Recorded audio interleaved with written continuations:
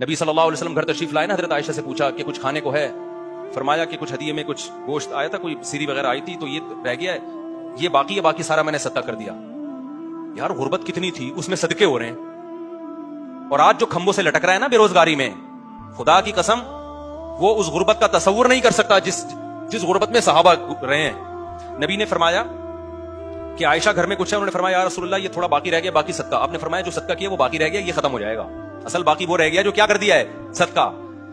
مسئلہ سارا یہ ہے کہ نہ نفسیاتی ڈاکٹر دنیا کو مسافر خانہ سمجھنے کے لیے تیار ہے، گورا تو ویسے ہی نہیں سمجھتا، نہ ہم سمجھنے کے لیے تیار ہیں، تو ڈپریشن تو میرے بھائی ہوگی۔ نسوا اللہ فانساہم انفسہم، اللہ کہتا ہے جو اللہ کو بھولے گا نا، میں سب سے پہلے اسے اپنا آپ بھلاؤں گا، وہ اپنے فائدے کی چیزیں بھول جائے گا، ہوس میں دولت کے پیچھے بھاگے گا وہ پاگلوں کی طرح، اور اس سے ریلیشن کیا ہوں گے، ختم۔ جب آپ گھسیٹنے کی فکر کرتے ہو اس سے محبتیں ٹوٹتی ہیں، جب دیتے ہو تو محبتیں بڑھتی ہیں۔ حاتم طائی کا نام لوگ محبت سے لیتے ہیں نا، دیتا تھا، لیتا تھوڑی تھا لوگوں سے۔ ہمارے نبی کے ہاتھ پہ کتنے عرب کے بڑے بڑے سردار اس بیس میں مسلمان ہوئے کہ ہم نے ان کو ایسا سخی دیکھا اتنی غربت میں، یہ واقعی اللہ کے نبی ہیں، یہ دنیا کو واقعی مسافر خانہ سمجھتے ہیں۔